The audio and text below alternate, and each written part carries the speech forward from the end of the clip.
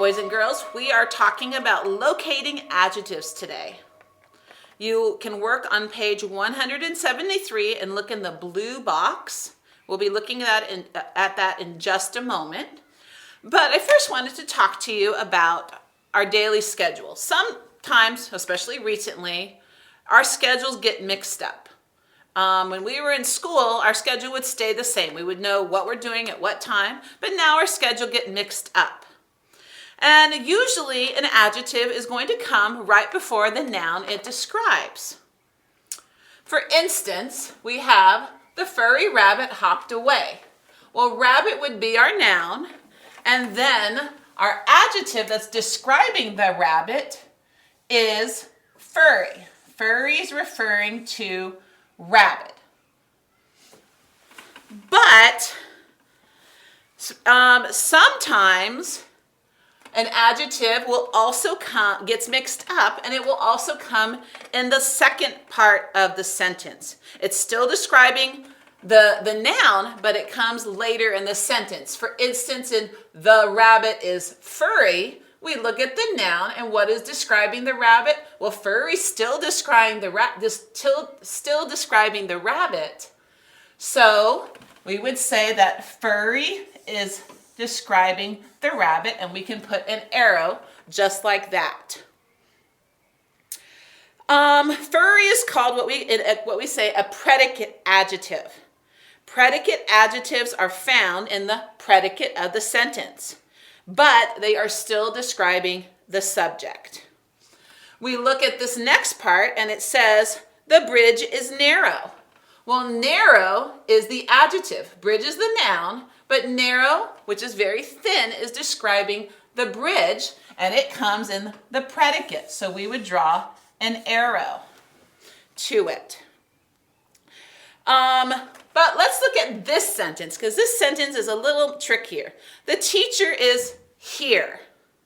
Well, guess what? In this case, here is not an adjective, because here, teacher, doesn't make sense. It's not describing the teacher. You would not say the teacher is very here. So in this sentence, we're not going to be marking anything.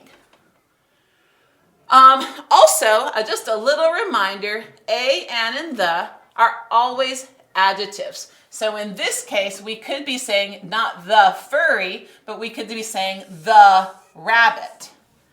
Or we could say the rabbit is furry, but guess what? The is still describing the rabbit. So adjective the is describing the rabbit. So it would go, an arrow would go here as well. The bridge is narrow. The is describing the bridge. So you would still write an arrow for there. And this sentence, we're not doing anything. Although the is describing the teacher here. But there's no other adjectives in that sentence. So if you look at think A, the directions say, in 6 of the sentences below, the underlined word is an adjective. Draw small, neat arrows to the subjects which the adjective describes. Do not mark the other sentences. So you have 10 sentences, but only 6 of them are being used as an adjective. Let's look at the first couple. Number 1, the 2 men were friends. Friends is our noun. What is described? Is there anything describing the friends? No, there is not, because the 2 men were friends is just describing a relationship. It's not actually describing friends. So for number 1, we will not mark anything. Let's look at number 2. The children are outdoors. What outdoors is the adjective? Is it an adjective? Is it describing anything about the children? No, it is not. So we wouldn't mark anything for number 2 either. Now let's look at number 3. My next door neighbor is friendly. Well, who's friendly? My neighbor is friendly. So what you're going to do is draw an arrow from friendly to neighbor. And that's all. Number 4, my birthday was yesterday. Well, is yesterday describing birthday? No, it's only describing when it was. And it's not an adjective. So for number 4, you're not marking anything. Number 5, the kitchen sink leaks. Well, let's look at the kitchen. What is it describing? It's describing the sink. So you're going to draw an arrow from kitchen to sink.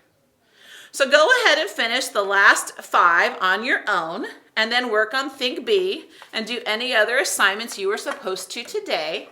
And that is how you locate adjectives. If you have any questions, please give me a call or contact me through Zoom or Edmodo, and I'd be happy to help you. Hope that explains a lot. Bye-bye.